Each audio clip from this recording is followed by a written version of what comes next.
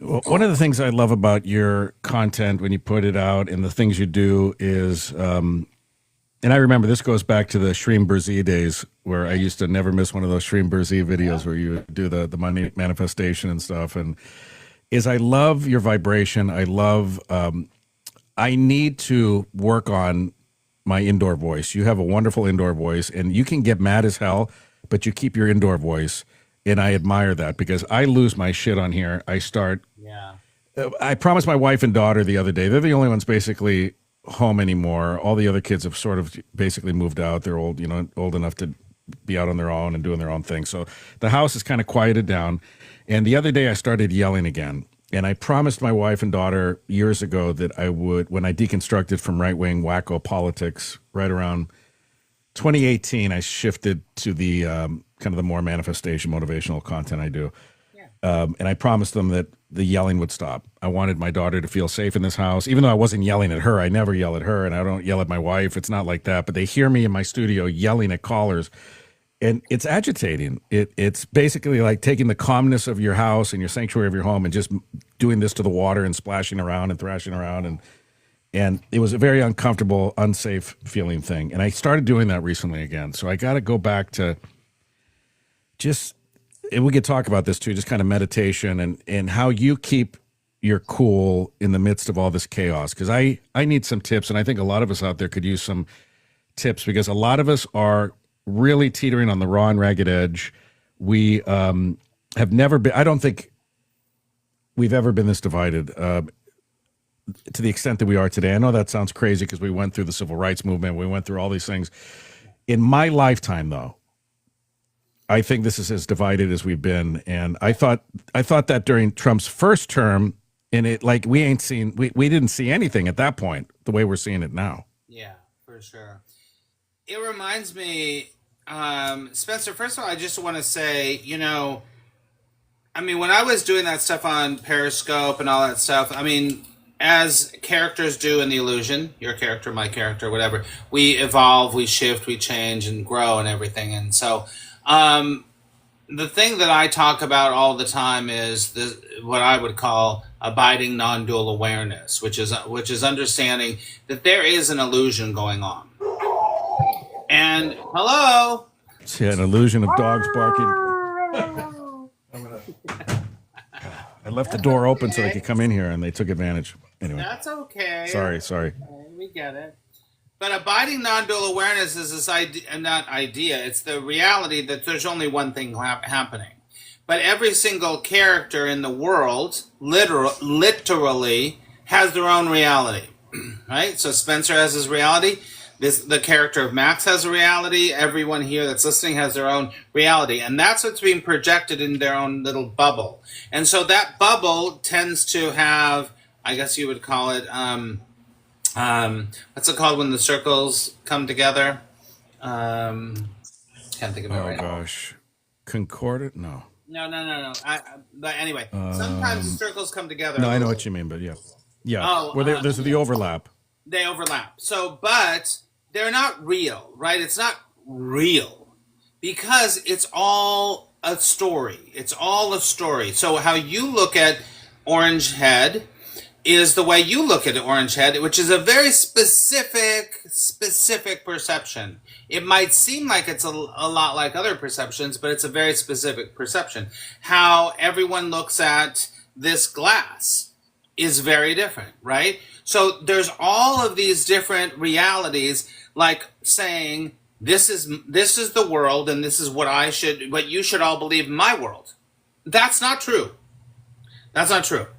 Because it doesn't matter if you agree with their world, if you don't agree with their world, because your character's world is just as false as their world.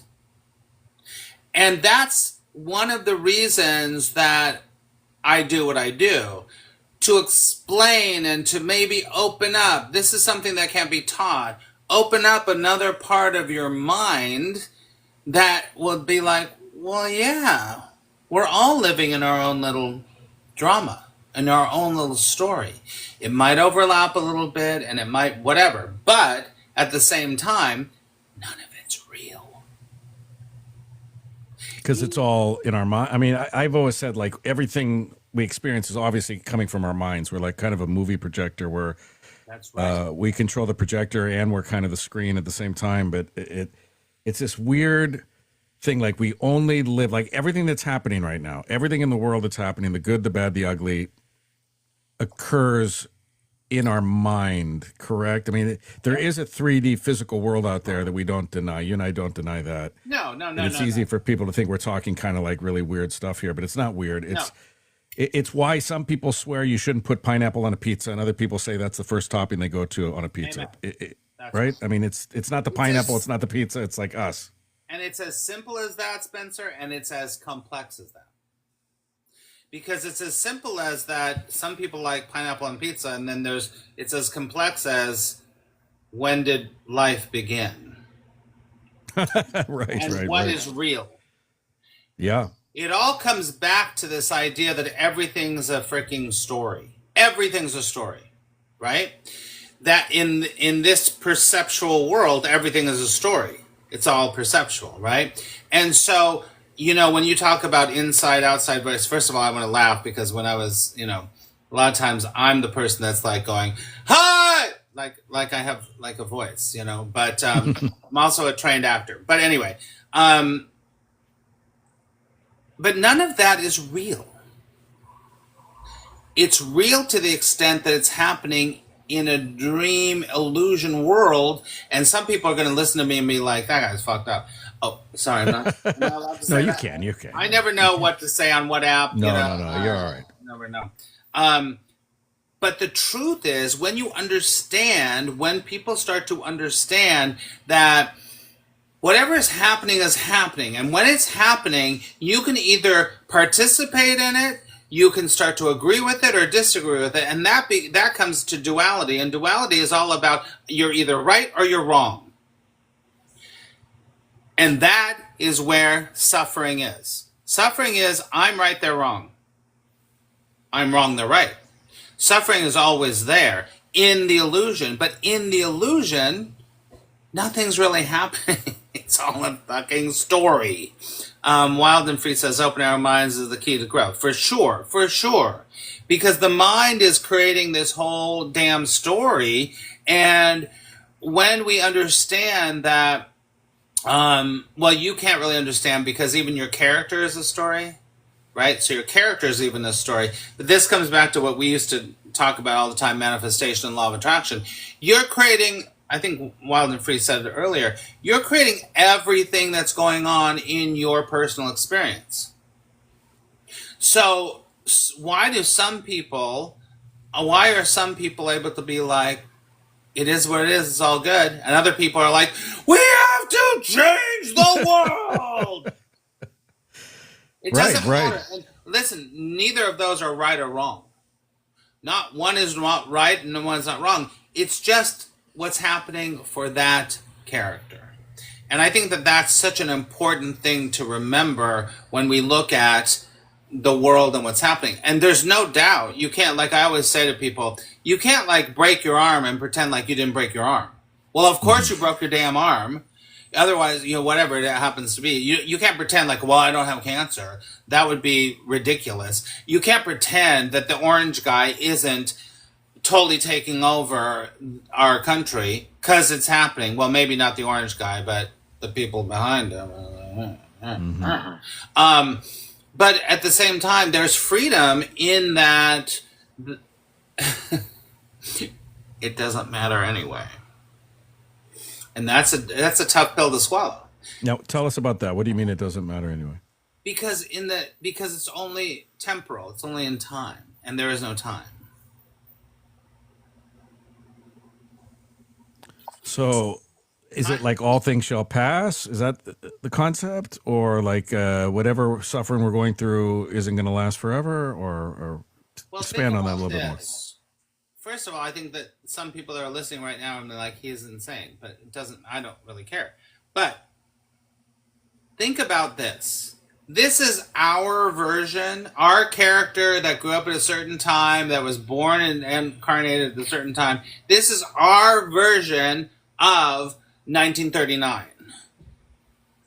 This is our version of 1117. it has happened over and over and over. But when the characters are going through it, they think this is the only thing that's happening. No, no, no, Okay, I no, no, got you. no. Because for when people were going through the all of the like the Roman stuff, all of the things in Rome, all of the change. Christians were completely come back to your topic, right? Christians were so horrible that we have to feed them to lions. First of all, there's not a lot of evidence for that. Anyway, Hmm. but the Christians were the bad guys, and then all of a sudden they were like, "Oh no, we're all going to become Christians." Well, why is that? I wonder. Because they could control the masses, right? Hmm. So what we're going through right now is actually, and it's unique to what we're doing right now, but it's not that much different than what's happened in the past. And there really is no past because everything just keeps repeating itself. It just keeps Is there a repeating. way to avoid that repetition, or are we just destined to always have these events happen? I mean, are there things that humans could do, like, Yes, Scotty, you're kind of right. a what if? I mean, what if Trump had not won the election? What if Trump had lost it and we had another leader, not a perfect leader, obviously, but not Trump either. Could that have been circumvented? Like, or are these things just destined to repeat? If not this time, then next time. Well, Can we I mean, break the cycle? you're touching on manifest destiny, right? And Scotty Too Hottie, you're right. Thank you very much. Oh my Um, gosh.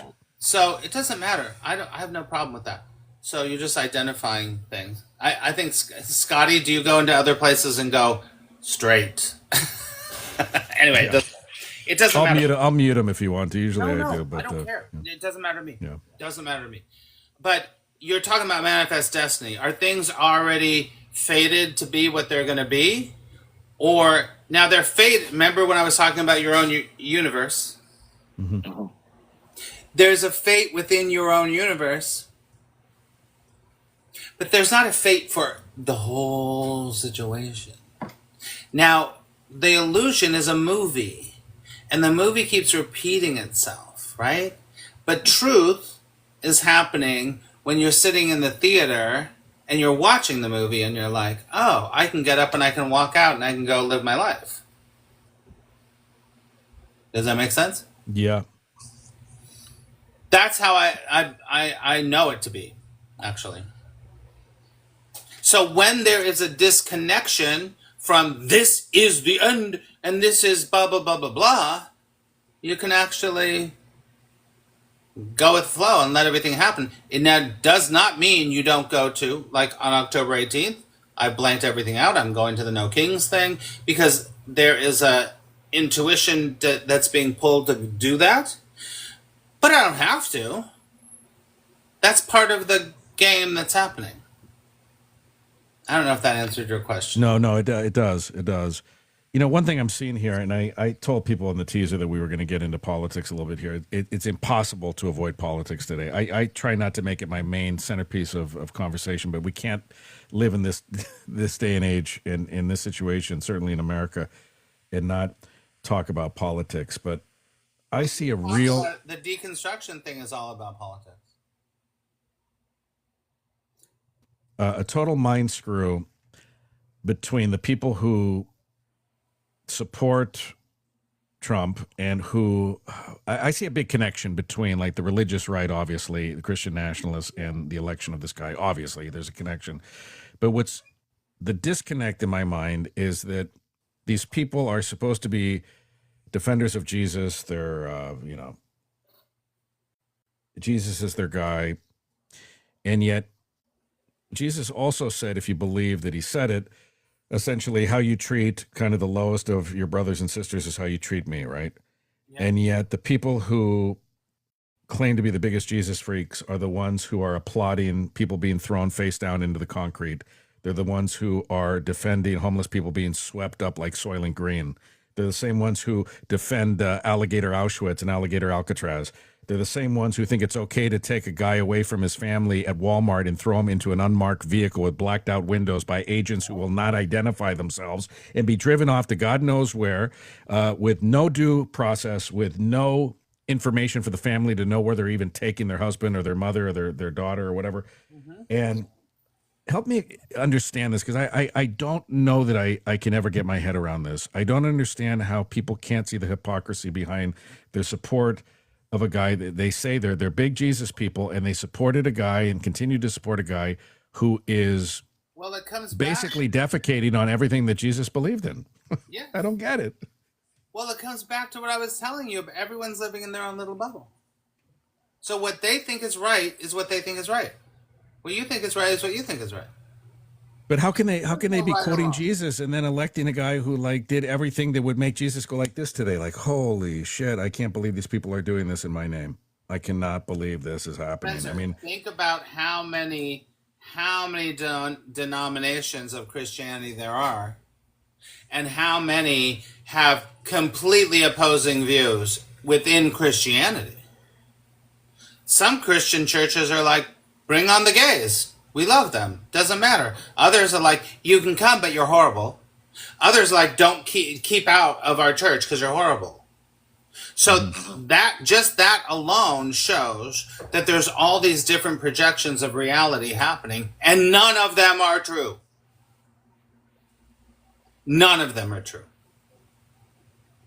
so what can we do to get, so there's only individual, help me understand that. Like what is the main thing to try to achieve here in a world where none of these Let go of control. perceptions are true? What do we do? Try not to control anything because it's Yeah. uncontrollable.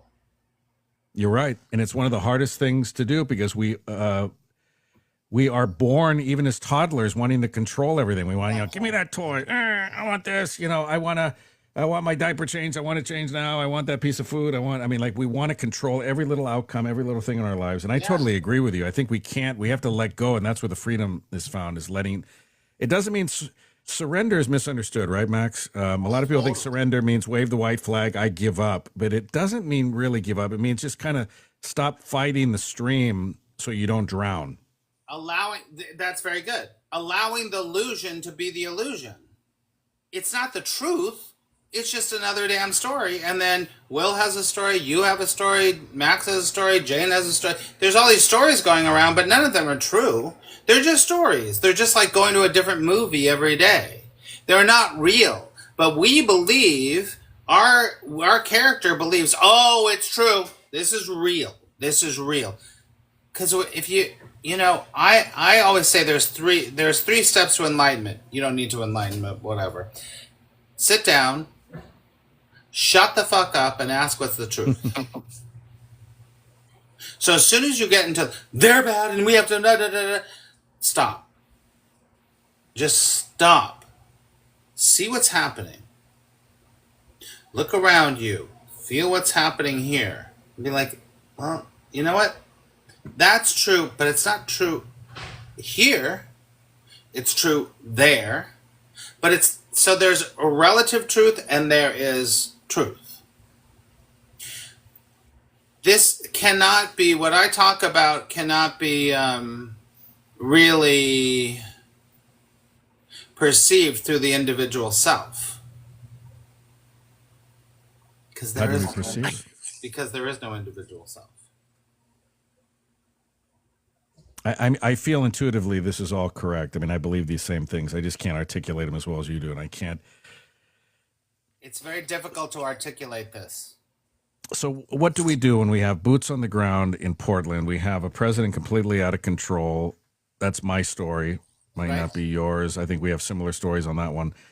People in the chat will be seeing the same thing. And where do we go and how do we get there when half the country is watching the news and saying, right on, we should have done this a long time ago, and other people with their heads in their hands going, oh my God, this is like the end of democracy. Yeah. Like, where do we go from there? We're so divided. People have to understand that Trump won by like less than 2% of the vote. They keep whenever MAGA calls it a landslide, I want to chuck. I want to throw up because it wasn't a landslide. Again, that's their story, right? Their perception is it was a landslide, and it wasn't. I mean, he wasn't. He only won by really, in the whole scheme of things, not that many votes. That is And if you believe that he won. uh, I'm not going to get into that, but I just want to put that in there. Because this character does not believe that. At all. If I'm rational and logical, and I look at everything that happened before the election, and all of a sudden the Elon coming in, blah blah blah blah blah, and then you don't have to worry all that stuff. This character, and then I'm just going to drop that, right? So I'm just going to say, right, and right. that is a personal perception, for sure. So the personal perception is what causes the suffering, no matter what. Now, it's kind of like this. Think about, when you play a game like Monopoly, some people play Monopoly and they are just like, I'm going to get Park Place and I'm going to win. And they're just like, yeah! They think it's so real. They're so into it, right? Right. Other people are like, I could win, I could lose. Doesn't matter. It's a fucking game. Doesn't matter. Right. That first person that I talked about is what most characters in The Illusion fall into. Kind of frantic and reactionary. And Because ultimately, you have kids, we Yep. have friends, we have lives. When it comes down to moment living in your life, the orange guy is doing what he's doing. You're either going to let him into your bubble, or you're going to be like, that's what's happening over there. Personal responsibility to be like, you know what? What's the most important thing? What was what I would say. What's the most important thing is unconditional love. Unconditional love is the most important thing. So you can't get rid of crime by making people stop doing crime. It never works. Because what you create what you defend against. Trying to make people change will never make people change. Listen, Spencer and everyone here, if some MAGA was like, you're wrong, and you need to change, and you need to start to, you're never going to do it. And they're not going to either. So stop playing that game. It's a game. Isn't it the saying, what you resist persists, right? Is that kind of what you're saying? So they're not going to do it as much as your character isn't going to do it. And that's the thing, is your character is not real anyway, and neither is theirs. And you're dealing with them as if they're real. Only thing that's real is unconditional love. And So what do we do with that stalemate? What do we do with that stalemate where like you have two opposing if you forces? feel like going to the protest, go to the protest. If you don't, then don't.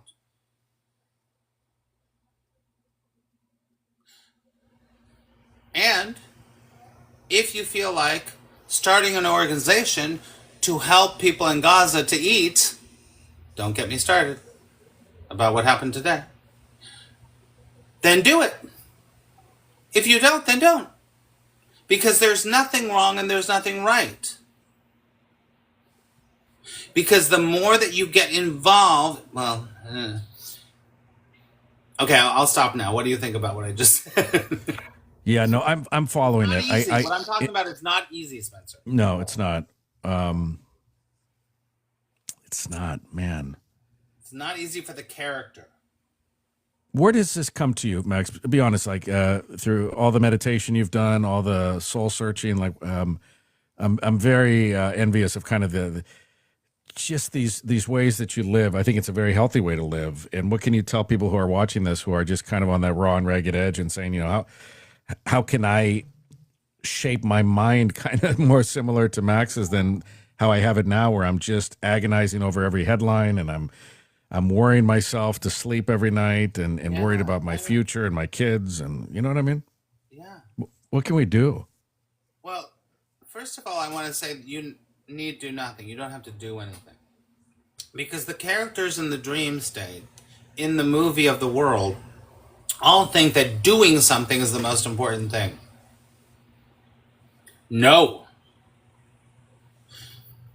Many times, the most powerful thing that anyone can do is not always everyone, is to do nothing. Be. Breathe in, be. What's happening? Because the only thing that's real is what's happening in this moment, right? 4:37 in New York City right now, that's the only thing that's happening. Everything else, I'm going to tell you, everything else is a fucking story. What's going to happen when Trump does this? What's when Stephen Mueller does this? And when they did this and that? That is all a damn story, and it's in your mind, and it's other people's minds. But freedom is here. It's nowhere else. There's nowhere else that freedom is. So if you want to have a free life, or while you're in this character, be here and do what you can to not allow the stories to invade here. I want to touch on something that I think we all intuitively know to be true, but it's exactly what you're talking. In Law of Attractions, a friend of mine in the chat there, I'm not let saying go of that that's control not- and fear of outcome. Yeah. It says, tell that. Oh, sorry. Kim, and I just want to say this, Kim, I am not like Pollyanna. First of all, Pollyanna is actually underrated, but anyway, that I'm not saying that that's not real for them, and that's okay. And if for some reason you want to go help the people in Chicago that are dealing with that, then do it. There's nothing wrong or right about anything. I just wanted to say that, Kim. Anyway, go ahead. No, I was just thinking like what you resist persists, and then what is it? Where attention goes, energy flows. Right. Our attention is probably the most underutilized superpower we have, don't you think? Like, because our focus and our attention is everything, and that's really kind of what you're talking about here. Is what is your focus on this moment? Are you going to carry it on to the next moment and this coming moment? And that's how the reality is created, right? Like if you put your focus on problems, it's the reticular activating system in the brain. You're going to focus on problems. If you focus on red cars, every car on the highway seems to be red. And the same works the other way around, right? If you focus on the solutions, you're more solution oriented. If you go to the supermarket and you say, you know what, I'm going to see smiling faces everywhere I go, I tend to do that, and I see smiling faces everywhere I go. If I'm in a bad mood from the get-go, I wake up on the wrong side of the bed, which is rare for me, but it happens. Then my day gets off to a horrible start, and I go to the Walmart, and I go to the gas station, I go to work, and I start seeing the frowns more. I start seeing people cutting me off more. I start seeing the red lights more. I start finding problems at work where there might not be problems at all, So that's kind of the focus is everything, isn't it? Like where our focus is where we really got to start paying attention. What you're saying is totally right. And it's also totally wrong on some level, Spencer. I'm not saying you're bad or good.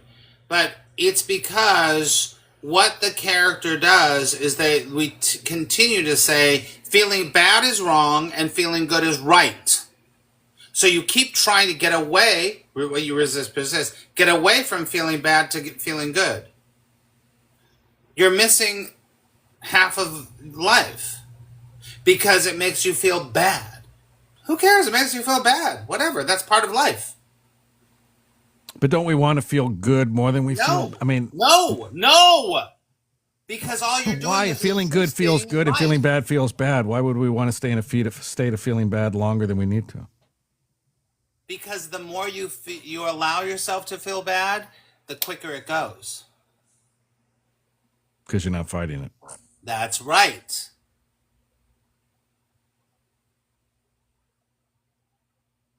And that's why, are you into like Abraham Hicks and stuff? I have been. Yeah, I understand that. Because one of the things I take away from them is it's not a matter of getting rid of the bad thought. I agree with you. It's replacing it with a better thought, right? But Or no? the better thought is not that. See, I understand that, but this is where this character is coming from. A better thought is trying to get away from what's happening. Because what's happening is the only thing that's happening. Right. Remember what I said at the beginning of what I'm talking about. That's your perception. Your Right. perception, this is bad, it has to change. This is good, so let's keep going. It's not real, it's just another story. Remember what I said, and this is tough for everybody, because your character is not going to get what I'm talking about. But there's a truth in this. When you cut your finger, it hurts, of course. Hmm. But it doesn't mean it's bad. When you have cancer, of course it's horrible on some level, but it's what's happening. And that's okay. Human beings, as separated selves, tend to always be like run to one side or run to the other. That's duality. What I talk about is abiding non-duality, and non-duality is something that is very difficult. It's impossible for the character to get. But it's the only thing that's happening. You can't stop. If there's rain coming down, Spencer, or anybody, Hmm. and you don't like the rain, you're not going to be like, okay, rain, stop rain, Right. right? You just go, oh, it's rain. Let me breathe into the rain. Right. Or maybe not breathe into the rain. It's okay. Everything is based on all the shit that we're talking about. Christianity, deconstructing, politics is all based on this push to try to get your way. Your way doesn't mean anything because there's no you anyway. Your character is just an amalgamation of so-called facts. What you think you are. And what we believe that other people think we are, right? Is that a big part of it too? And what you think they are. Because they're not what they... Spencer, if I was just to say, you're a man who lives on the West Coast, who has a wife, and has this many children, who has this job, is that explaining who you are? No, a very small part of me. That's right. Right. That whole other part is what we're talking about. The things that can't be categorized necessarily or put in a box. Because that part has no disconnection with everyone else. So non-duality, for those like me who get tripped up in it sometimes, it essentially the most basic form of it is definition is just everything. We're all connected, right? There's only, I would call Everything's it, one. it's unconditionality. So there's no conditions in it. It's just what is. If you're dreaming, that's what is. If you're angry, that's what is. If you're feeling great, that's what is. But there's no you to have it. So there's the rub. Because your character is dualistic. Okay, so Max, what do we do when we wake up and we step on the Lego piece or we stub our toe in the door? We can go two directions, well, multiple directions, but the obvious ones are kind of grinning it and burying it and saying, all right, I'm not going to let this ruin my day. It hurts for a second, but I'll survive. I'll get my socks and shoes on, go on. Or scream at the top of your lungs, get it out, pick up the Lego piece and throw it across the house and be angry about it your whole drive into work thinking about it.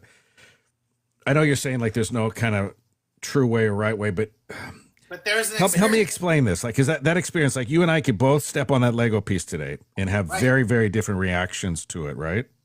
It depends on where this character is in its life and where your character is in its life, right? So remember, it's so basic.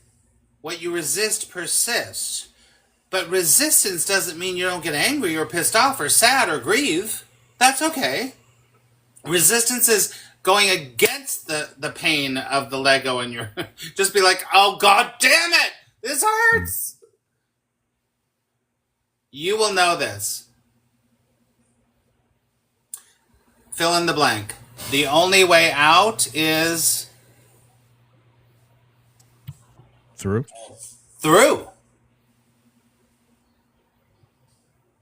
getting I through it. shouldn't step on the Lego. I should. Oh my God, that was the worst thing ever. Oh, now my day is going to be bad because I stepped on. That is not going through. That's resisting stepping on the Lego. I'd just be like, step on fucking Lego. My foot's bleeding. Let me get a Band-Aid, and I'm going to allow it to happen. Who cares? Doesn't mean anything. It's just what happened. Just like cancer, just like divorce, just like having a what you don't like in your bank account. I don't quite understand Jacob Ladders, where that came from. But I have no idea, but it doesn't matter.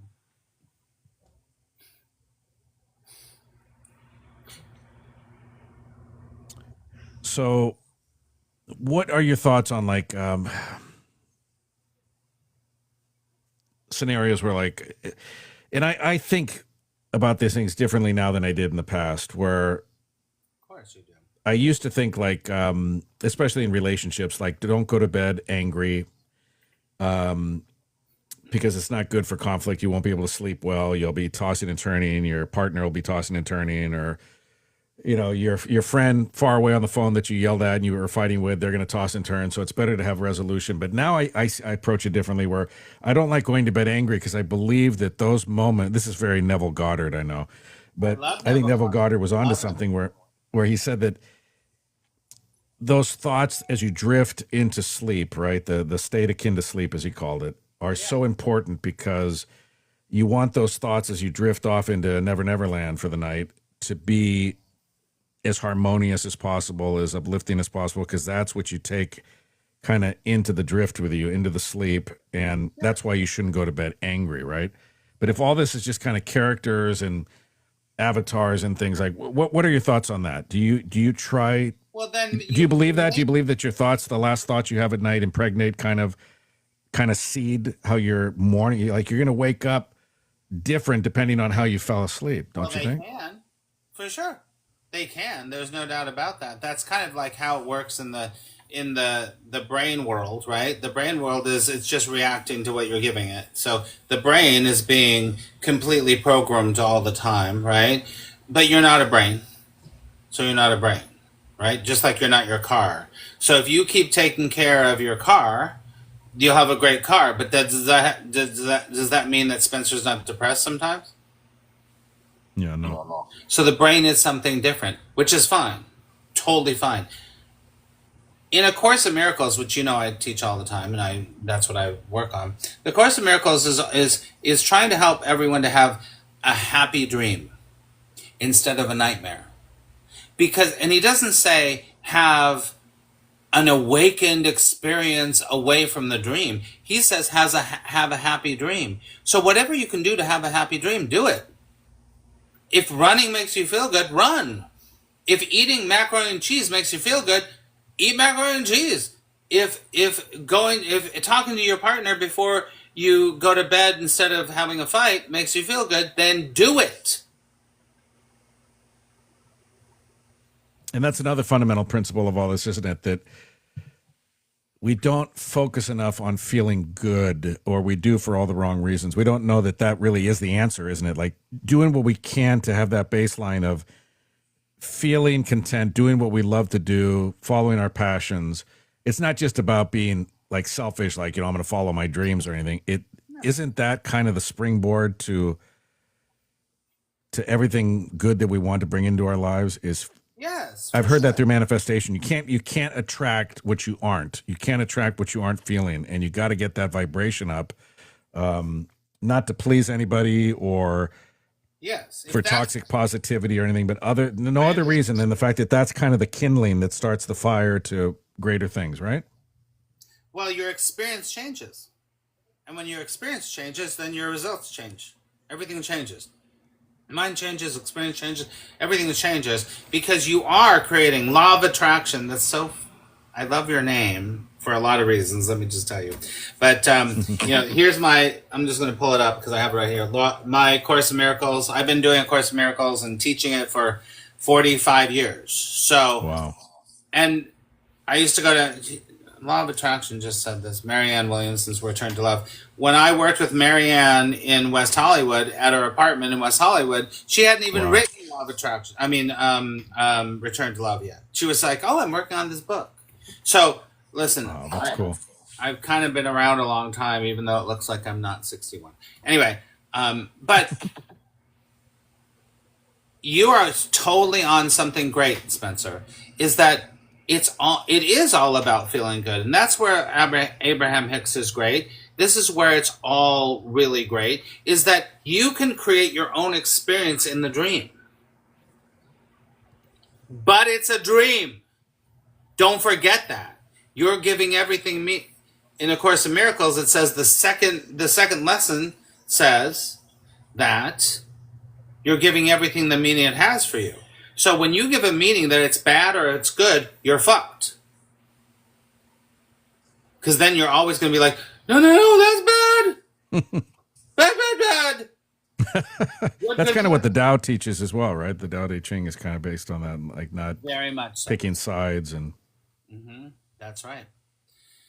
So, I mean, this is a deep conversation, but I love the deep. I love the deep. But, I mean, and you and I haven't talked since, for a while. And, I had a hardcore near-death experience, and I died, and I came back, and that changed a lot of things for me. And I was like, oh, my God, everything is real of what I was talking about. But how comfortable are you talking with us about all that? Because whatever you want to share. It's a longer story, but I would just tell you about, I don't even know, 13 years ago now. Yeah, about 13 years ago now. I ended up having this massive infection in my whole body, and I had no idea what was going on. It's a long story. They kept saying, "Oh, you have a virus, go home. You have a virus, go home." And then it was like, you're going to the emergency room. And then I ended up, all of my systems my liver started shutting down, my gallbladder, my lungs, everything. They had to put me in a coma. I ended up dying for like 7 minutes, the whole fucking thing. And when that happened, my consciousness never went away. And I was like, what's going on? What's happening? This is the very Reader's Digest version of it. There was this happened before you and I met. This was how many years ago? This was right after you and I met. Okay. So this hadn't happened when I was in LA. Hey, Law of Attraction.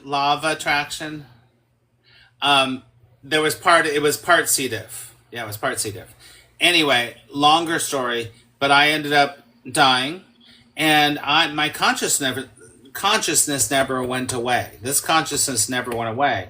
But it was like, whoa, something's wrong here. And then I was like, wait, it's just my body. And as soon as there was an awareness that it's just my body, everything changed. And there was a freedom that was open. I was like, oh, it's just my body. Who cares? And there was just opening, like, whoa, what's happening? And then I knew in that moment that what I had been teaching, whatever, forever, was true. Only unconditional love was true. And it's like, nothing happened. I didn't see the light. And then later on when they all told me, they were like, oh, you were dead for almost 7 minutes. And we had to revive you. And they had put me into a coma because everything was happening. And since then, I look at it all very like, oh, this is all a game. This is all a story. It's all a damn story. So don't take it so damn seriously, because it's not the truth.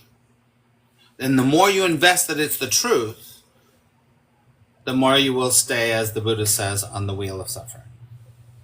That's the very Reader's Digest version of it. Well, but I'm telling you, it's everything that I had been doing for many, many years. It all came to be true. So, I cannot believe I have a confession to make. I have not read that through cover to cover, and I need to. I think it's one of those must-read books. Correct?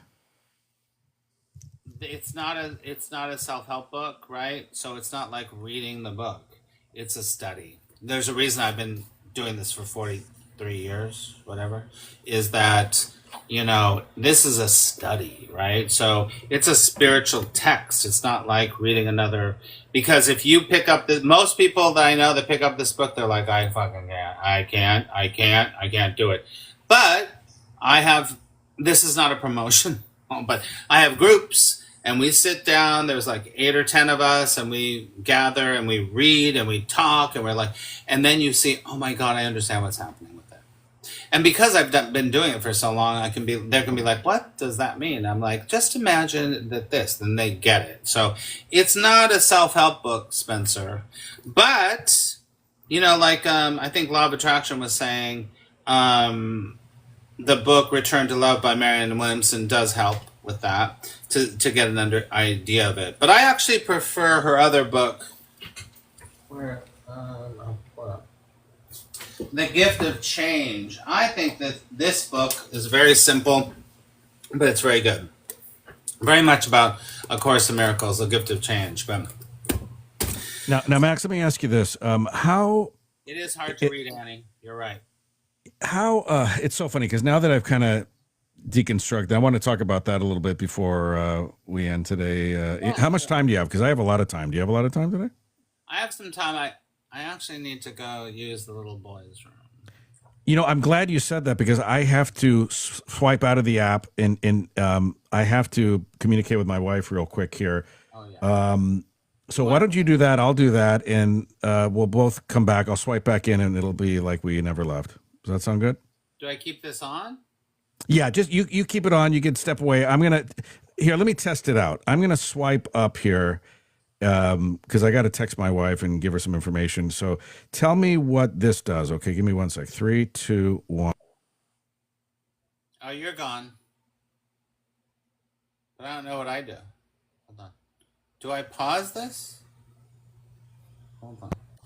Okay, so what happened during those few seconds? Okay, now you can pause it. Yeah, what happened when I swiped? It said live pause. Okay, that's what I need just for less than a minute, and you take as long as you need. Okay. Okay, you can just look at my background. I don't care. Okay, I'm going to swipe out just for as long as it takes me to get this, communicate this to my wife, and then I will come right back. Okay, I'll see you in a couple of minutes. All right, thank you. We're going to continue just ahead here. Please follow Max Ryan if you're not already. He's just a bright light in this world, honestly, a bright soul and a bright light. And I just have I have a real affinity for you, Max. And I felt connected with you in the Periscope days. And even though we only met that one time in person, there's people that you feel connected to kind of on, yeah, like a spiritual level or something, and I have a connection. There's a match. Yeah, absolutely. And I have a son who lives in Brooklyn, and I keep saying I got to get out there. And if I do, I want to, buy a cup of coffee or lunch or something. And same invite if you ever make it out here to the West Coast. But we'll be right back with Max Ryan, and please click on him. Send him gifts. Some of you have already done that. Thank you. We're so grateful. much. When I see there's some stuff. Yeah. One thing I want to do when I get back, how's this? I'm going to be gone about a minute or so. I need you guys to keep tapping the screen. I noticed the taps have kind of stopped. We're at 2,200 hearts. We should be, especially with a co-host here like Max Ryan, we should be into the tens of thousands of hearts. So don't be lazy on the hearts. Don't be stingy on the hearts. It doesn't cost anything more than just a little effort on your fingertips. So keep tapping, keep sharing it out. We have 16 shares, which is nice. Let's see if we can get some more. And I will be right back with Max Ryan. Thank you. I'll be right back, everybody. Hey, and Annie, you're right. It is very, very difficult to read on your own. So we get that. All right. I'll be right back, everybody.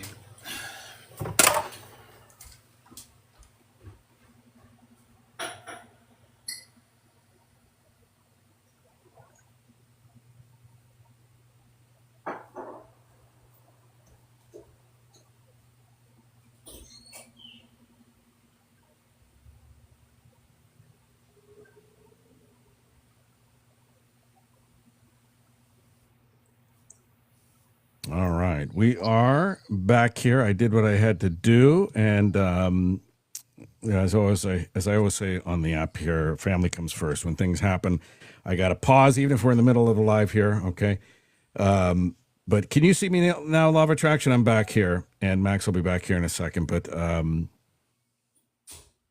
yeah, that's the downside of doing this on your phone because your phone does everything for you. So sometimes you have to swipe out of the app and take care of real life stuff with the family and things like that. So I appreciate all of you here. I wish we had more than 8 people here. Max is a world class guest. He is a world class host and content creator.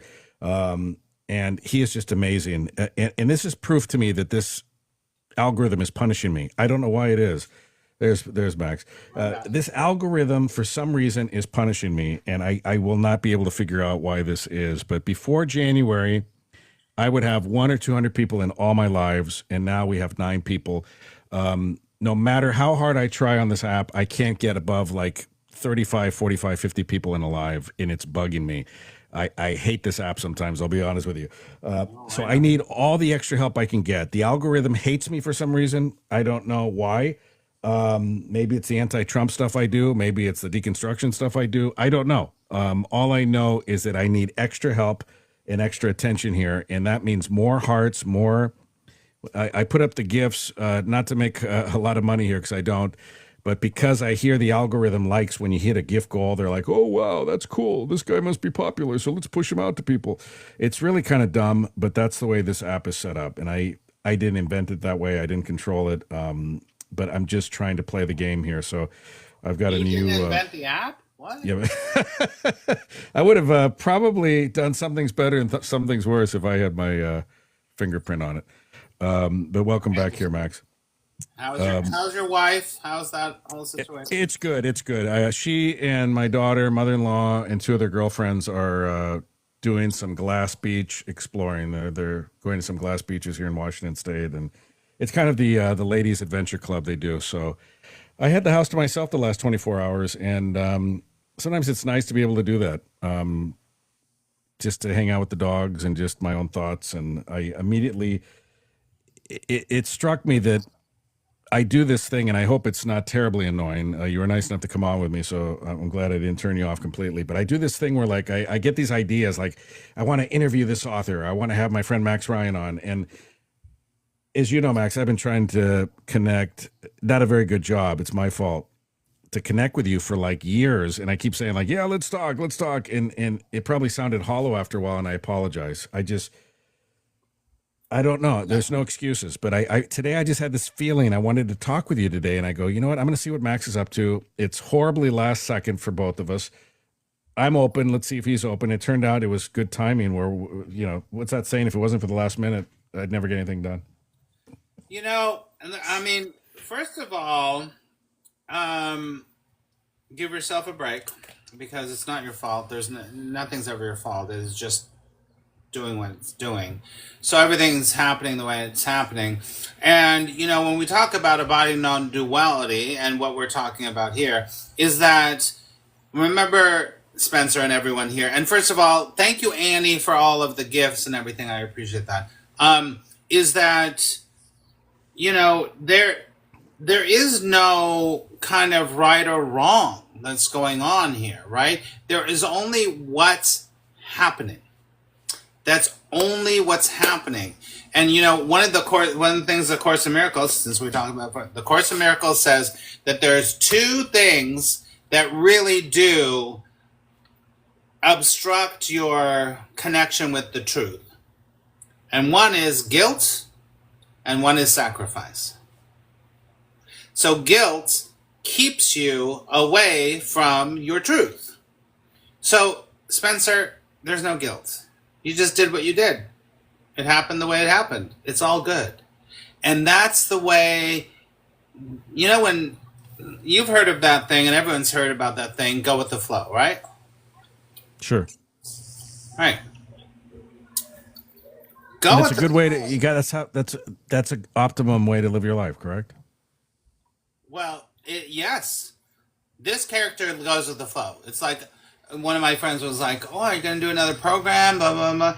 And I created a whole program, but I was like, no, that's not happening. I created it because in the moment I created it, I made this 12-week intensive program and everything, and I was like, no, that's not happening. I'm doing this. This sounds good.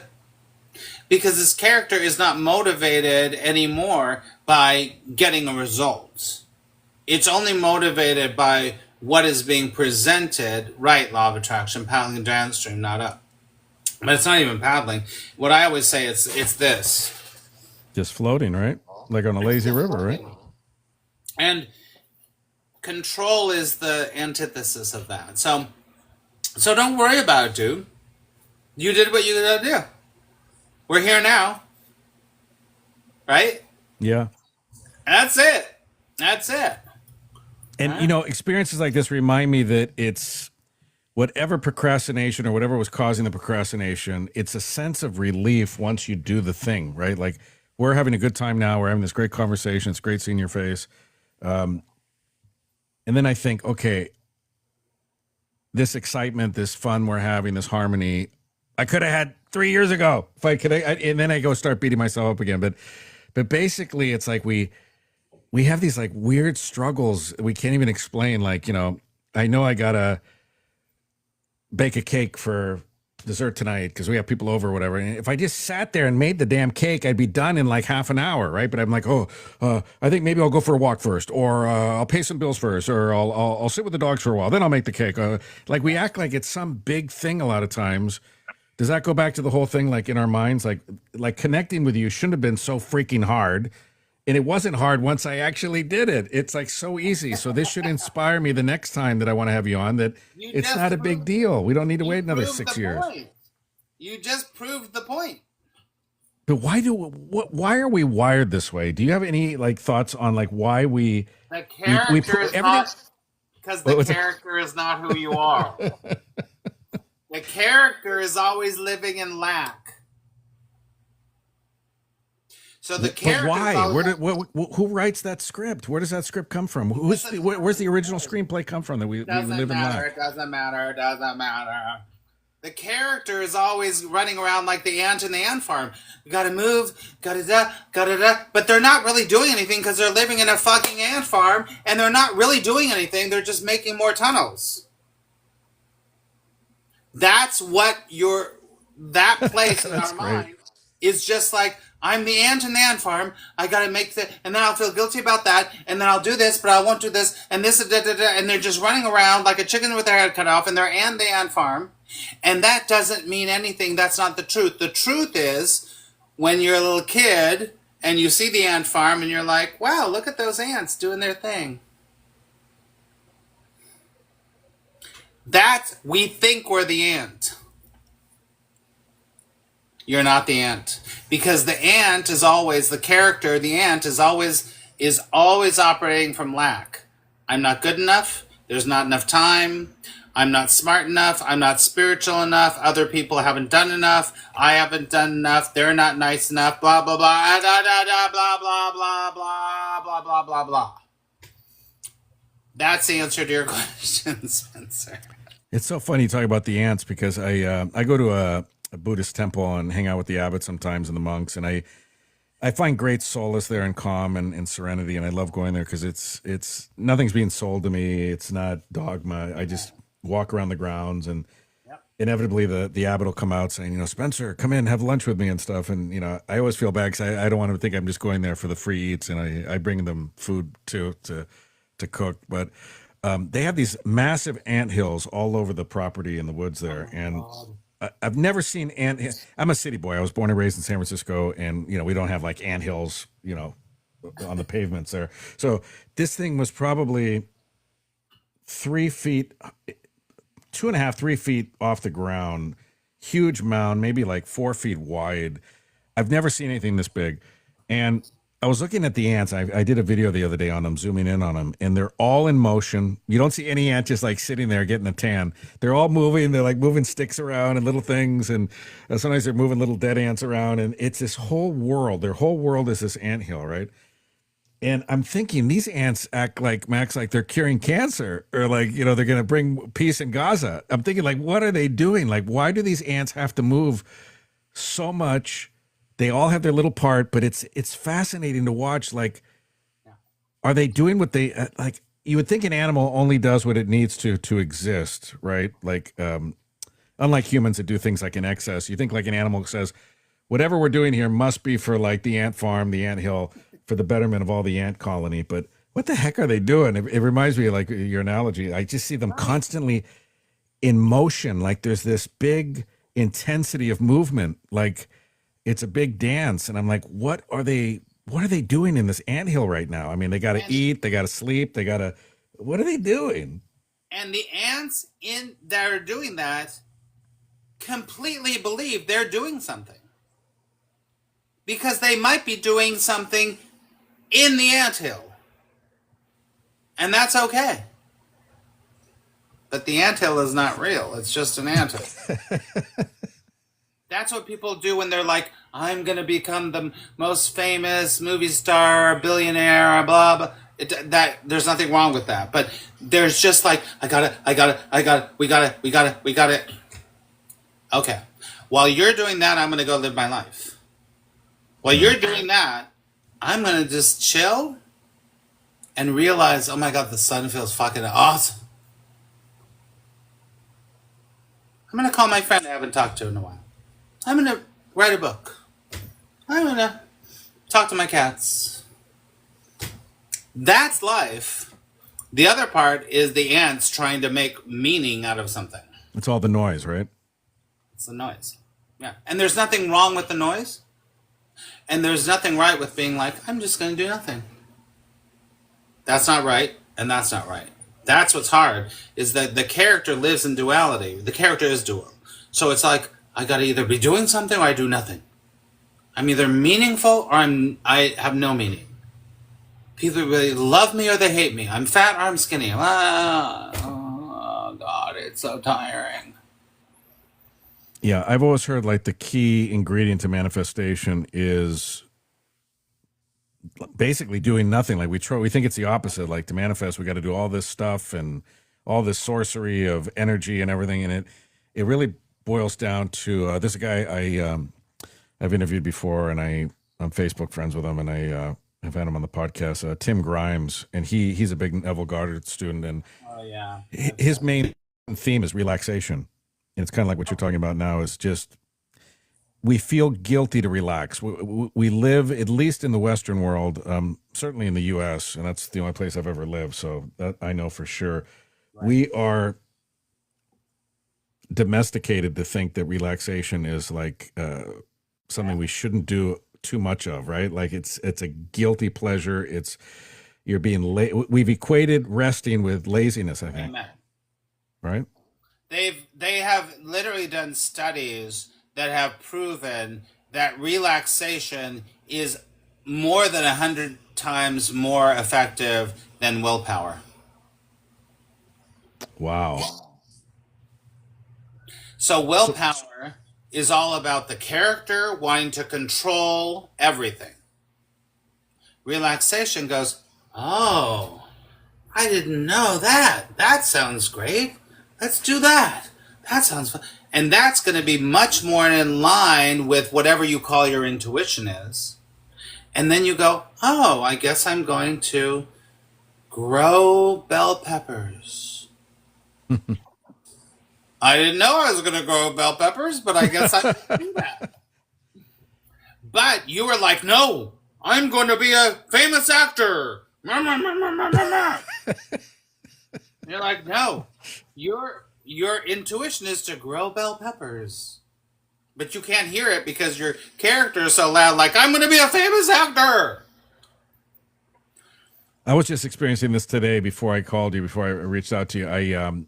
Like I said, the family's gone till late tonight, and it's been just only over 24 hours since I've been by myself, but I get into this mode where I feel guilty if I TikTok too much. I feel guilty if I sit by the fireplace with the dog in my lap. I feel guilty if I just go for a walk in the woods. I don't know where that comes from because my family doesn't berate me over any of this stuff. So it's not coming from them. It's not coming from, I don't know where that comes from. Where do you think it comes from? Where even if we don't have someone nagging us to be doing something, we still feel this inner voice calling us saying, hey, dopey, stop.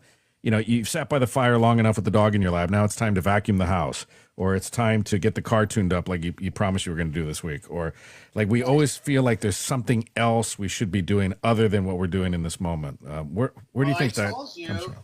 listen, I told you, Spencer. First of all, I get you. I understand totally. But the character is dual. So if you're not over here, you're supposed to be over here. Because I guarantee you, Spencer, if you started to get the car fixed and do the and then do this and do this and do this and do this and do this and do this and do this, you're gonna be like, I should be relaxing. I should be relaxing. I should be breathing my life in. So either part of the stick is never good enough for the character. Ever. So stop identifying with the character. This is why the Course in Miracles says you don't know who you really are, what you really are, because you think you're a character that's always trying to get here or get over there. When you stop identifying with the character, something else happens. And it's called peace.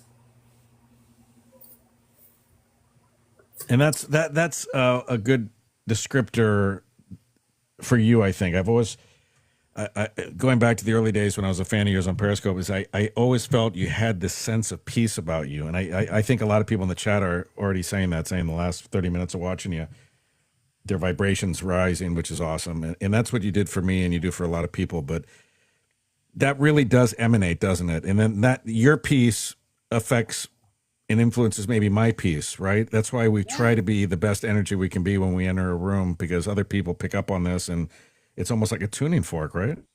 For sure. You know, prophesizing never works. Ever.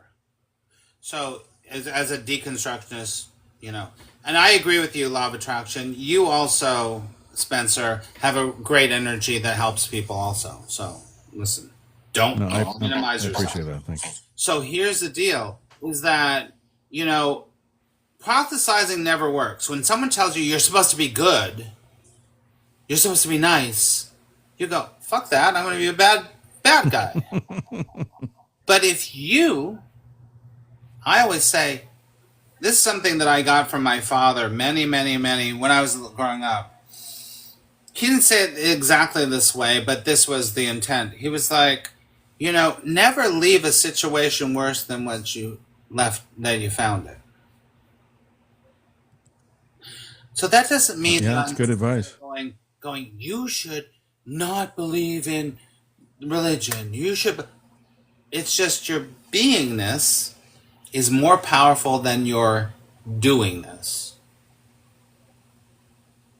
So when you walk into a place, when you have an interaction with your daughter, with your wife, with the guy at the gas station, kindness is the most important thing. Just be kind. Because you know what? That guy at the gas station is you. So you just go, hey, I wouldn't want someone to yell at me, but if I have a problem, I'm going to say it in a way that's nice and kind instead of fucking, what the fuck are you doing? You fucking blah, blah, blah, blah, blah, blah.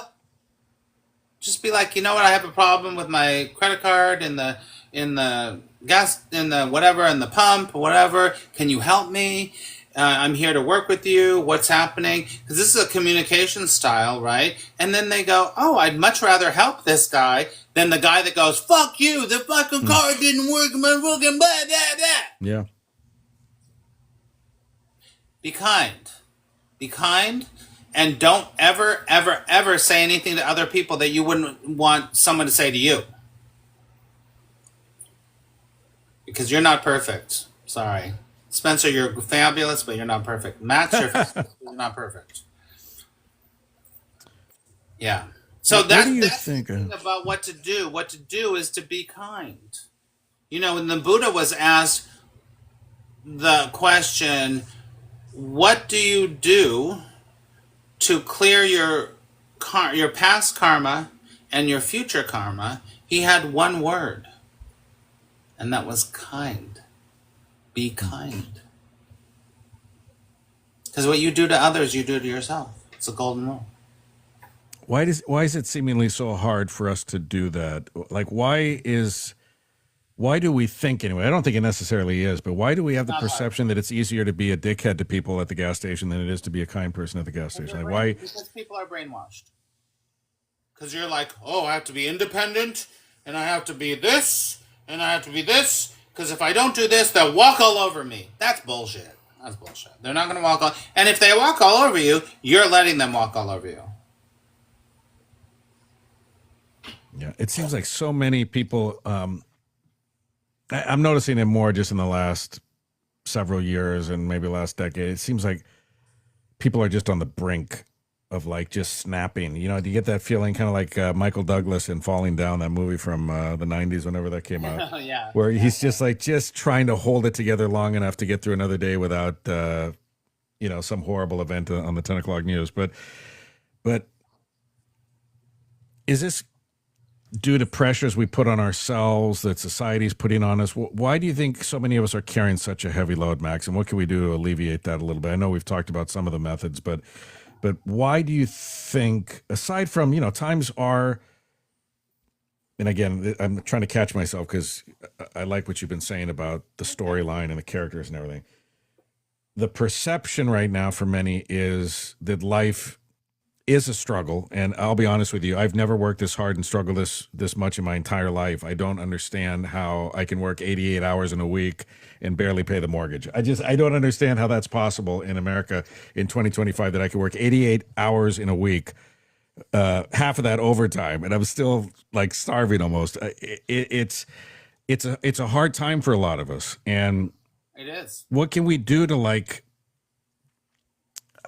I don't know. What can we do to lessen that load where Well, where we interpret the situation maybe a little more positively or different, not positively, but not I don't positively. know. It is interpretation, though. You're right. It is, the interpretation is that that's what's happening in the movie. The truth of you, that's not happening. You're not a body. You're not your character. You're not your personality. Something else is happening, right? So when we are more connected with that instead of this, we tend to deal with this much easier. Hmm. I just watched last night, and if everyone hasn't watched it on Netflix, I think it's a series. They maybe have started a series. It's called Famous Last Words. Have you heard of it, Spencer? No, I haven't heard of that. Oh my God. I think this is the first episode. I think they're going to be doing it with a lot of people. So they just released it, I think, 2 days ago. It was an interview. It's famous last words of people who have already died. And the one that they just released was Jane Goodall. Oh wow. She just died. Who? Come on. Oh gosh, one of the best humans on the planet. Everybody watch that. Everybody watch that. It's so beautiful and it's so great and it's so simple, right? And she talks and the interviewer is great. He's wonderful to have a great interviewer. First of all, I loved her because the first thing she's like, they're like, "We've got your whiskey." And she's like sipping her whiskey. I'm like, I love her. I love her anyway. But at the end, the interviewer, who's great, he's just like, okay, this is the time that I'm going to leave, and you're just going to talk about what your last words are going to be. And what I'm not going to give it away. Everyone watch it. It's just beautiful. And she talks a lot about how you have more power than you think. That in this world you can do more than you know. You can change the world. And it's not about that this world is real, but this world's real to your character and to a lot of other characters. That's okay. But don't get caught up that this is the thing. But while you're here playing Monopoly, make it a great game. Does that make sense? Mm-hmm. It's like I'm a big fan of Albert Camus. Do you know Albert Camus? Not as well as I should. I want to. Yeah, I love him. I love him. I love a lot of those guys. And Albert Camus is a real existentialist, but he comes out of the Second World War and horror,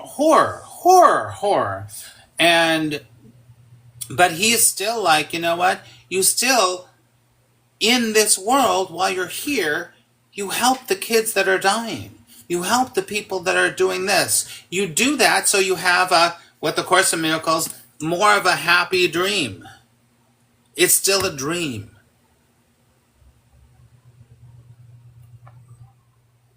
So that's what I have to say about that. That's it. Is that book, Max?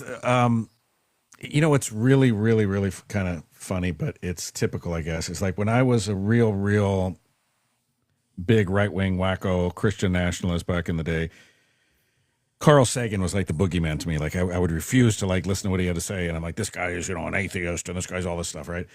And then I had this huge like turnaround where like I deconstructed from Christianity, which I never thought I would do, and now I love the guy, and now he's dead, and I wish I had gone to his book signings. I wish I had shaken his hand. I wish I had like been into him when I could have been into him, but I had this myopic view, like we all do, about certain things, and whether it's politics, religion, or whatever. Like, I'm not going to read Kamala Harris's book because she's a liberal, or I'm not going to read this, or.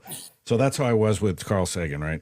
And now I wish I'd gotten into his books way, way sooner because they make sense and they really do kind of support what my views of kind of the world and the universe are now. So now I want to get into A Course in Miracles, right? But now I'm like worried, like, because I've read different things about it, and I shouldn't do that. I shouldn't do all the, like read the reviews on Amazon and stuff, right? Be totally honest with me. How Christian based is it, and how religious does it get, and how Jesus-y does it get? Because I don't want to like, I don't want to be like closed minded in the other direction now, but I also don't want to get into like an Alleluia fest. Like, is it very like the Bible's correct and this comes from the Bible, these lessons, or is it like you got to follow Jesus in order for these lessons to make sense? Be totally honest. What is the thrust behind A Course in Miracles? Is it based in Christianity? Is it non-religious? Is it spiritual? What is it? If you had to define it, I mean, like can a non-Christian enjoy the book? First of all, I have an answer for that. But Spencer, you've known me for 10 years. Do you think that I'm a Bible thumping No. Christian? No. No. So I think you and I have similar views of. Am I correct in you not being an atheist? Are you like me, where like you won't call yourself an atheist because you hold out that there could be a creator out there? I would say I'm much more atheist than a believer, for sure. Okay. I'm much more of an atheist, and I would say I'm probably an agnostic atheist, for sure. So let me just tell you this, is that there's a story with A Course in Miracles, and there's what's in The Course in Miracles and what you take from The Course in Miracles, right? Those are all different things. Just like the Bible. The Bible is one thing. The Bible is something that most people, the Bible is the books that Constantine chose to put in the Bible, right? Mm-hmm. Sure. Because only certain things they wanted people to read, whatever. But this is also something that you would say is channeled material, right? So it's channeled material from a woman named, well, it doesn't even matter. It doesn't even matter. So a woman channeled this material. A lot of people come to A Course in Miracles, and it has a lot of Christian terminology or Christic terminology. But it's not Christian at all, because Christianity, this, is dogmatic. This is right and this is wrong. There's a devil and there's God, right? The Course in Miracles does not do that at all. At all. It says you're giving everything the meaning it has for you. If you're coming from a fearful place, you're going to be like, oh, it's fearful. Mm-hmm. If you're coming from an unconditionally loving place, you're going to be like, oh my God, this is the key to my freedom. Doesn't matter. So it is a psychological spiritual training. And healthy psychology is healthy spirituality.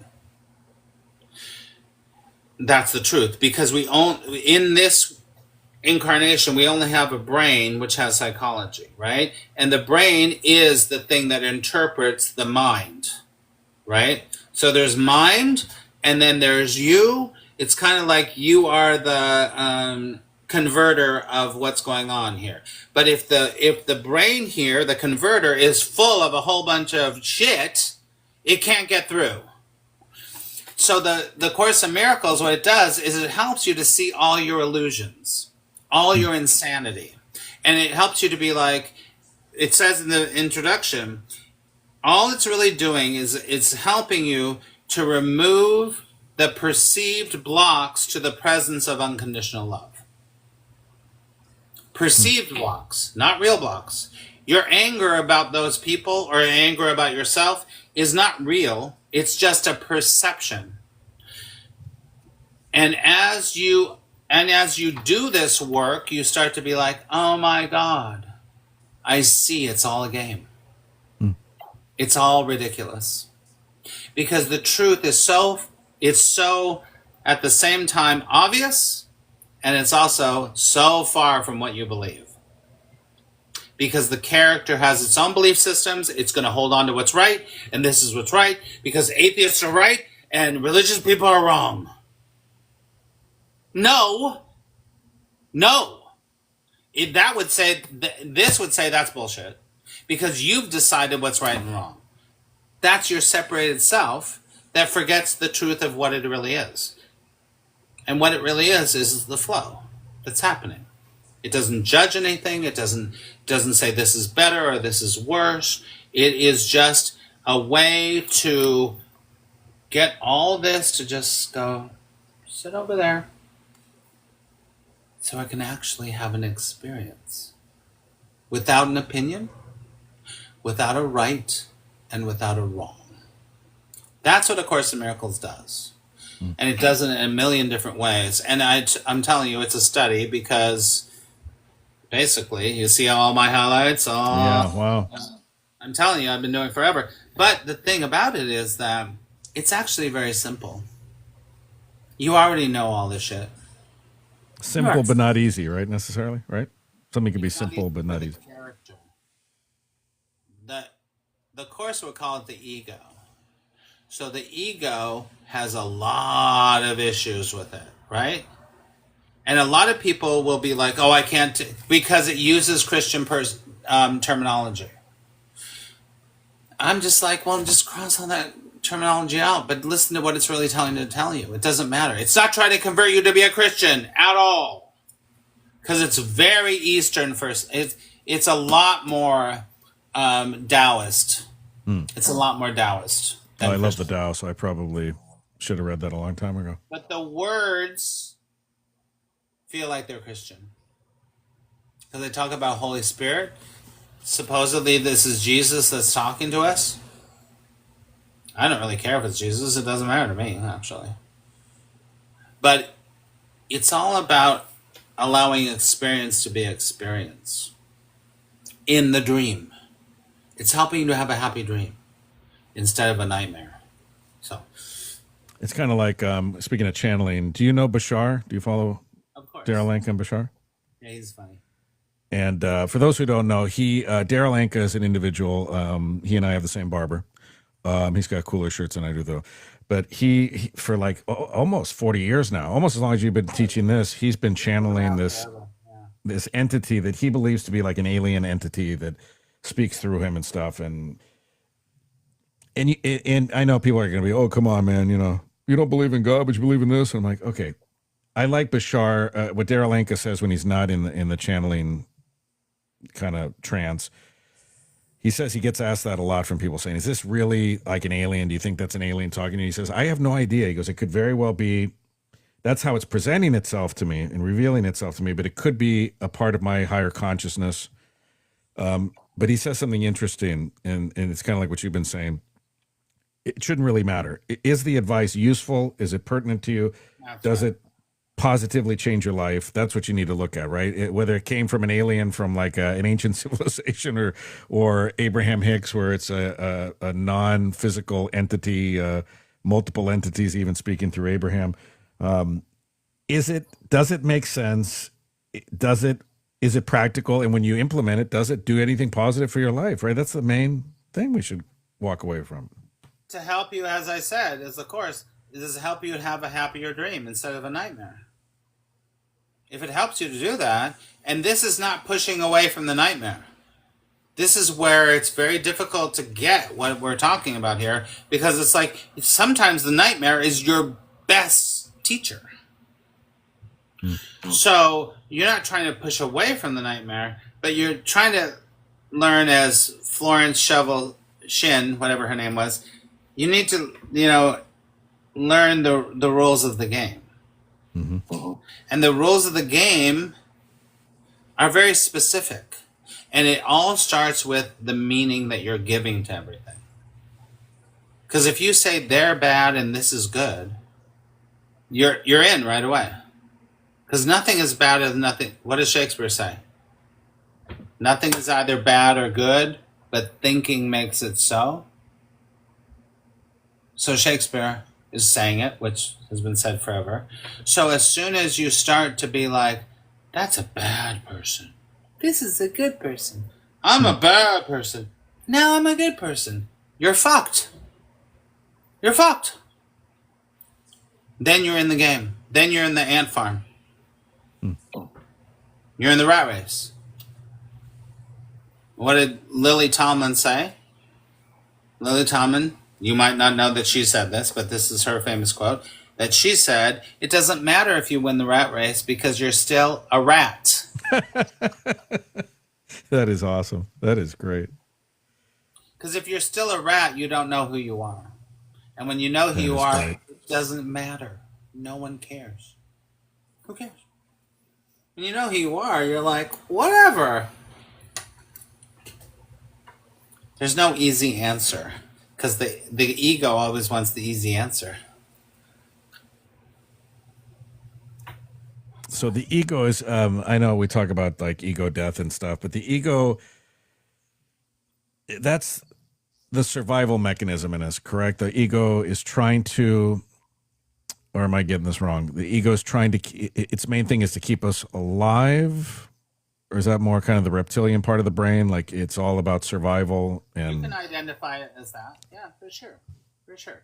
It's the competitive part that needs to be right, that needs to make sure that it wins, that needs to whatever. That's very, very body-oriented and personality-oriented. Now, that's that ego. But there's a healthy version of ego when you live in this world that you're like, I have a healthy ego that, you know what? I'm good. I'm okay. And I can completely accept my faults and my successes. That's a healthy ego, but that's not the same ego that you and I are talking about. What we're talking about, what you and I were talking about right now, the ego is basically the devil, the bad guy. There is no bad guy. So we shouldn't try to silence the ego. It's probably impossible anyway, right? No. What do we need to do? Just kind of tame it more? Tame it? Train it? What?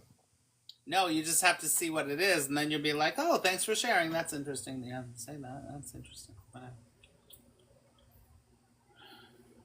I got to ask because I love your personality. I love your energy. Have you always been, I know you've been teaching this for a long time, the bulk of your life, but was there a time in your life when you didn't have this all kind of figured out this way? Did you have like an epiphany where you said, okay, this is kind of where you started learning about all this stuff, or have you just always been kind of the chill dude that you are since you're, like you were a youth and stuff?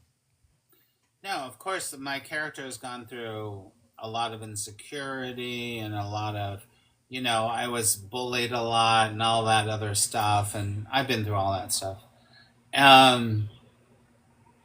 But very early on, literally was about maybe a year and a half old, in my crib, I knew it was all a game. I was like, this is all a game. I knew it. I remember looking at the moon and the stars out my window in my crib and be like, oh, this is the game we're playing now. That's what's happening. Wow. And I just kind of knew that from a very, very, very early age.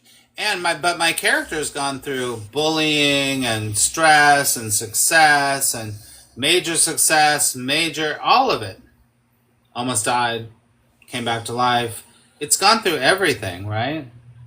But all of that doesn't mean anything. It's all just a game, like I said about Monopoly or, the game of life. It's just a game. And some people believe that the game is real. And other people go, oh, it's just a game. So, to answer your question, I knew from a very early age this was all bullshit. Yeah. I often wondered, now I think I'm finally kind of piecing it together. Like when I was, especially in high school and into college, I would see people I would consider like kind of these jerk guys, and they were always driving around, with the nice cars, and they always had the good looking women or the good looking dates and stuff. And I thought, like, why is that guy? Like, he's such an asshole. Like, he's such a jerk, right? And he gets the women, he gets the this, he gets the cars, he gets the big paying job and everything. And then I started thinking, like, why is it that this world somehow rewards someone like that, right? And now I think it boils down to what we've been talking about, kind of the inner story we're telling. I think the reason why the jerk drives the car that he drives and gets all the women or gets all the men or whatever is that he doesn't have that voice in his head telling him he can't do it. Is that sort of what's going on here, where like these people that seem to be cocky and kind of sometimes not very scrupulous or kind people are successful, is that they either don't listen to that voice in their head that tells them, you shouldn't be doing this, or you can't succeed at this, or you can't write the $1 million book, or you can't, and just do it anyway, or they don't put the baggage of all the limitations that other people might put on themselves, and that's what doesn't hold them back. What is going on there? I always wonder that, because it goes back to just the thought, like, why do bad things happen to good people and things like that? But Yeah. is it that inner confidence? Like, does the cocky SOB get the fancy cars and all the women and stuff because he's not thinking he can't? So he accomplishes it, or what's going on? Like, I always wonder, like, there's good people in this world that can't seem to materialize their dreams, Max, and then there's people that are just rolling over people, and like, Right. I don't know. I don't know what's going on with that storyline. Well, everything you just said is first of all, totally rational. But what we're talking about is not rationality. But of course, those people just believe that they can do it, so they just do it.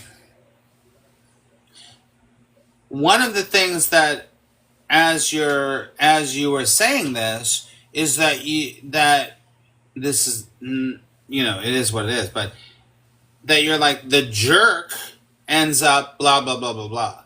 The jerk blah blah blah. Maybe they're not a jerk.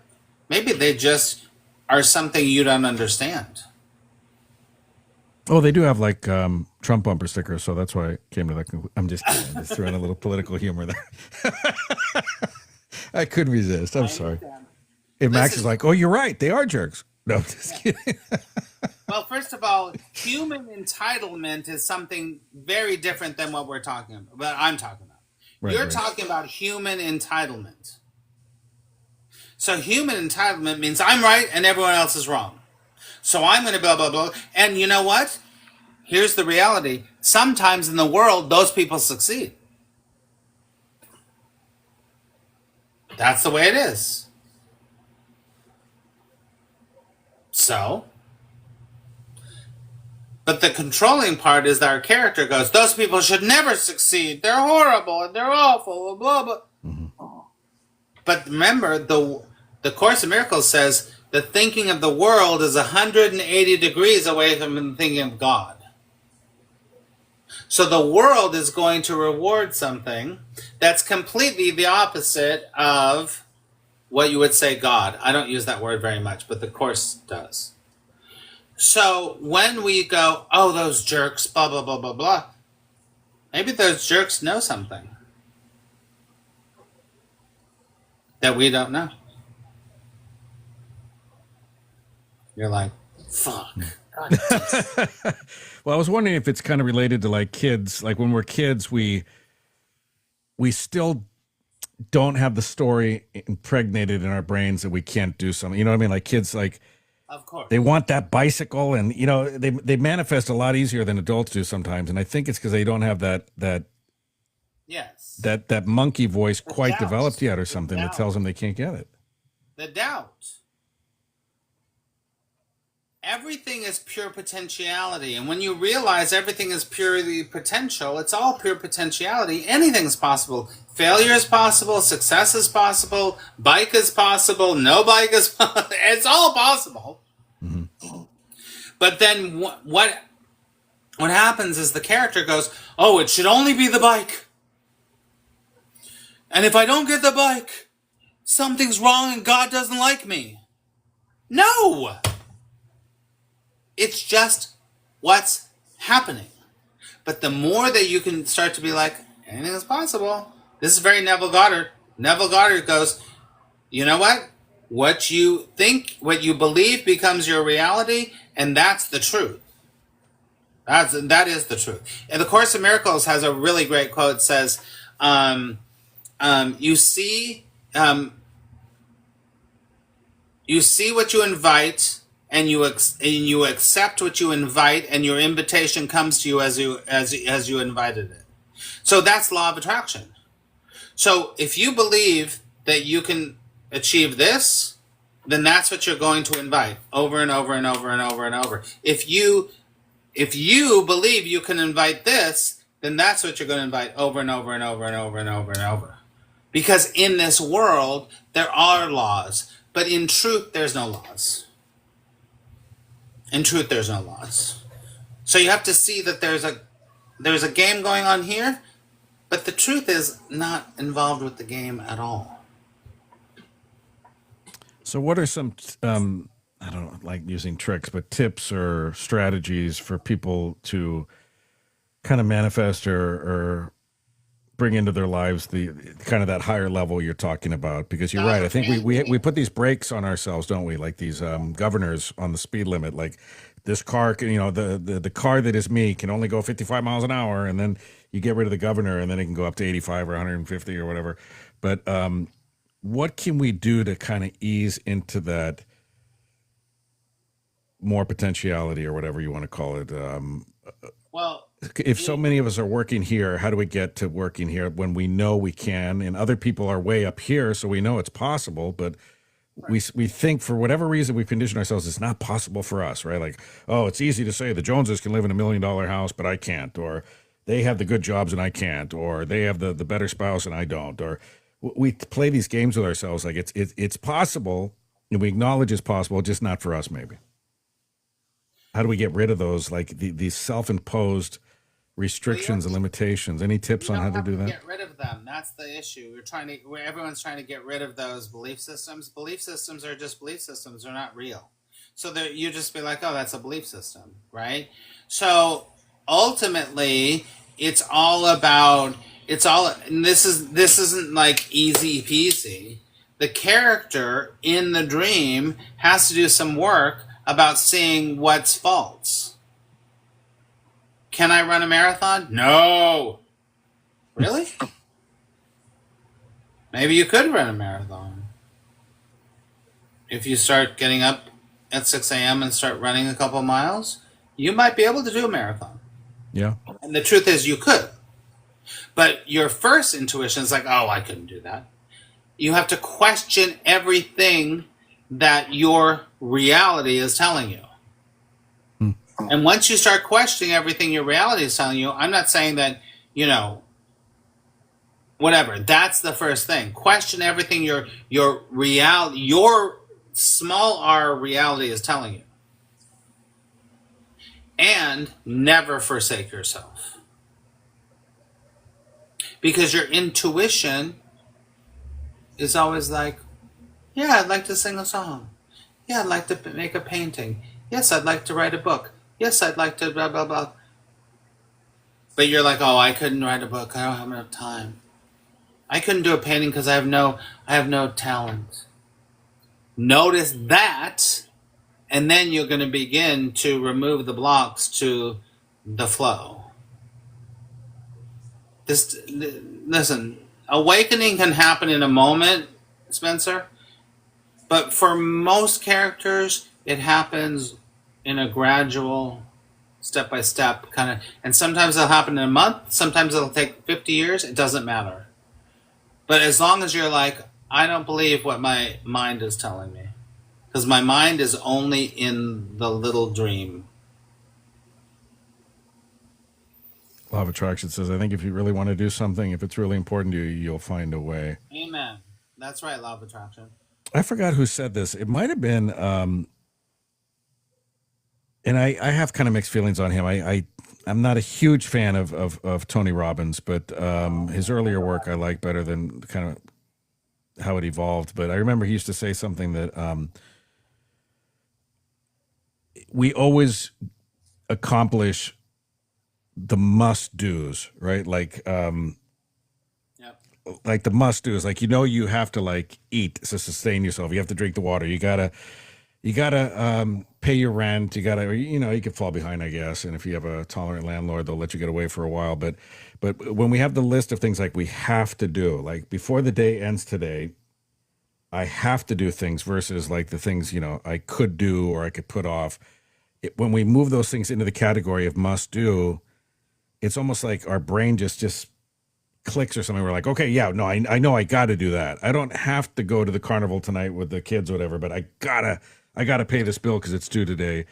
What are your thoughts on that? Like when you change into, it's kind of like what Law of Attraction's talking about in the chat, that when something goes from your, I guess I could do this before I go to sleep tonight, to, no, this has to be something I get done. Is that too much force? Like, are we forcing the outcome too much there? Or is that a good idea to do, to slip more things into the must do category? It comes back to what you said about not having a fight before you go to bed. And what I mean about that is that you should resolve the conflict before you go to bed. Really? Is that true? You're just saying yourself. Maybe you don't need to. Maybe it needs time to marinate, and then in the morning you go, "Oh my God, I get it. I love you." Whatever. Do you understand? Yeah. No, that makes sense. So nothing's wrong and nothing's right. There are no rules. There are no rules. The only, if you want to say rule, is that internal guidance system, as Abraham Hicks would say, of like, oh, I'm going to do nothing today, or I'm going to write a book today. One's not right and one's not wrong.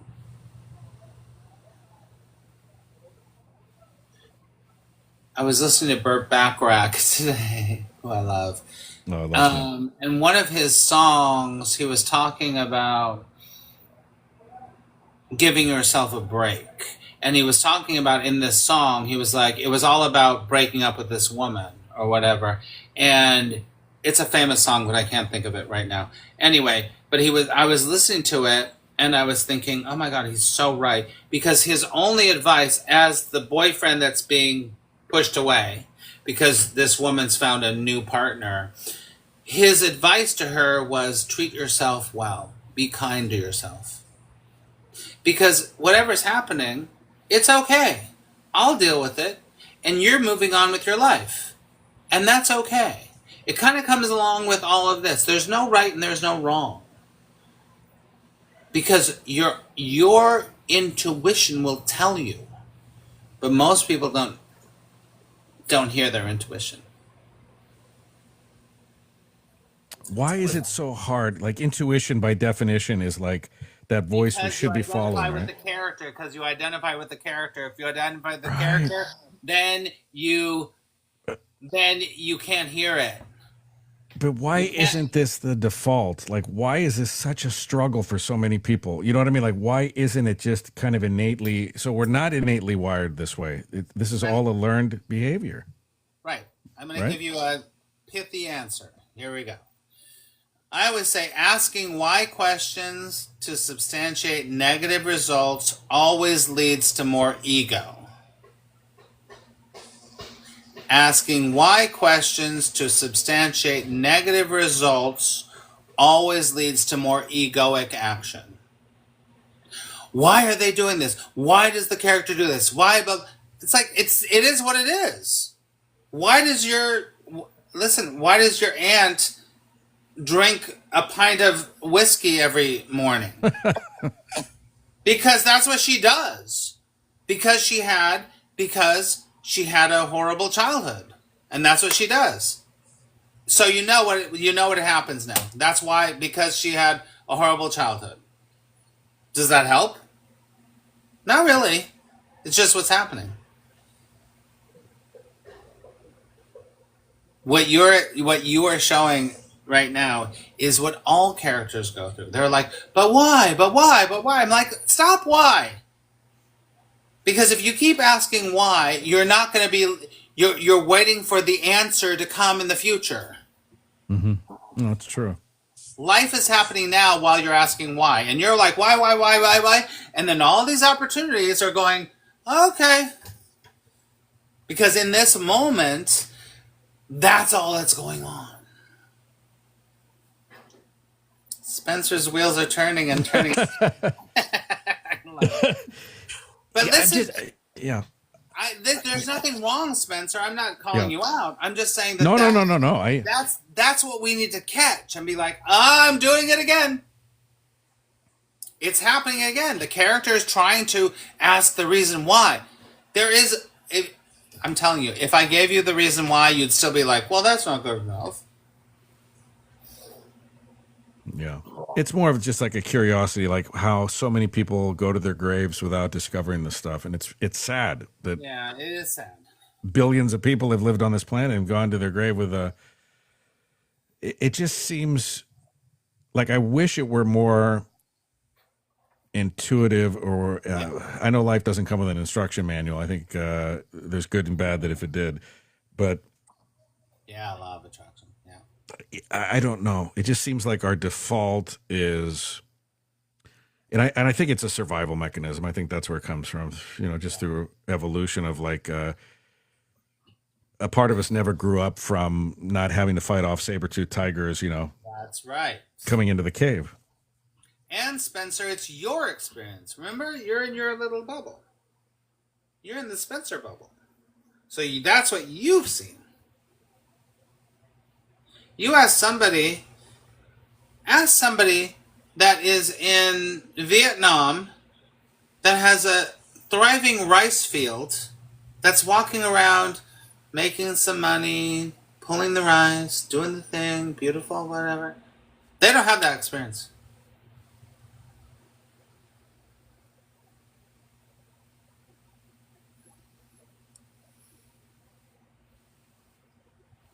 Yeah, it's pretty mind-blowing stuff. I mean, it's life-changing, obviously, and It is.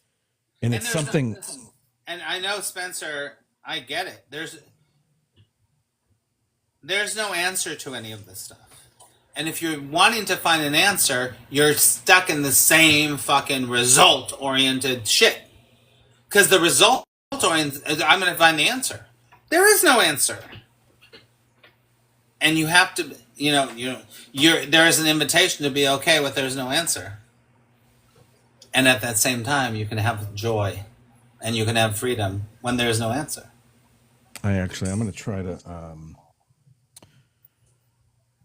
No, I don't even see the. Sorry, I'm looking at my desktop and it's gone. My Kindle app is gone. Anyway, I just downloaded a book on Kindle and I haven't started reading it yet, but it's right along those lines. It has something to do with like be happy, like not having all the answers or something. Or the whole premise of it, I was sold on it when I read the reviews and stuff, and I'm like, wow, this is pretty cool because I'm finding myself. The older I get, the more I'm okay saying I don't know. You know what I mean? It's okay to not have. It may not seem like that from this chat, but I am feeling more in that direction where like I don't have to know. I did a video the other day, kind of silly, actually at the Buddhist temple, and I'm just shooting up at the trees, and I go, I don't need to know where these trees came from to know they bring me great joy. That's right. And the old me used to be like, oh no, God made them. And this is how God made them on the second day or the third day or this day. And like, I had to have the formula for the trees. And now I'm like, all that matters to me is they provide shade in the summer. They provide nourishment of my soul and they make me happy. Spencer reminds me of something. And then I actually do have to go at 6:00. Thanks for all the time you spent with us too. No, it's good. It reminds me of, in the Course in Miracles, it talks about how, You have no idea um, how much energy it has taken to keep up the ego's belief system. True. When you realize that you don't have to hold on to that belief system, suddenly there's like this opening. Oh, I don't have to carry all that shit. It's so much energy. And you're, from this character's point of view, we're not meant to carry on the energy of, I'm going to control the world. No, because freedom is available right now. Yeah. Wow. I want to have you on again, Max. If you want to come on every so often with me, whenever you want, I'd love to have you on again. No, I've had a great time. It's great. I mean, listen, I get really passionate about this work, and I don't ever want to come out feeling, coming off like, I know the right way. I don't fucking know the right way. All I know is that there's experience going on, and there's things that seem to point towards more freedom and seems to point more towards nightmare. So, and it's great meeting everyone here, fantastic. So, What do you have? Is there a website or a Facebook or any? You said you had a well, I don't, Substack or I'm not on any meta platforms. I let go of those because whatever. So at maxryan.net, you can go to the link in my bio if you want to. You can follow me. okay. But I am live. I do live streams on Insight Timer, which is a meditation app, and on Substack. So Substack and Insight Timer, I do lives on there. We have a great time. We listen to music. We talk about, and YouTube. Thank you very much, Law of Attraction. I have a YouTube channel which has a lot of things. I put up a couple of my walk and talks lately, which have kind of been fun. But yeah, it is what it Good is. ways to connect with you. Yeah. Well, my I have friend, a it's book. always a I have pleasure. a book too. If you want to buy my book. Is that in your bio too, or is it on Amazon, or where can I Yeah, get that? it's there on Amazon. I'm working on my second book right now. Actually, it's going to be 2 or 3 books, but I'm working on it. I have a lot of writing. If you go to my Substack, I've been writing nonstop every week for like 3 years. So Wow. yeah. Well, thank you, my friend, for being in this world. Thanks for your energy, and Thanks, Spencer. I'm lucky to You're know the you. best. And I'm proud to call you a friend. So let's do this again sometime soon.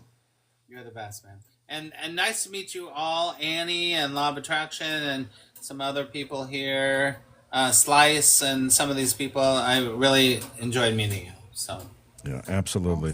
Well, we'll do it again sometime. And I don't know why I don't. I'm going to go on Amazon. And are your books on Kindle?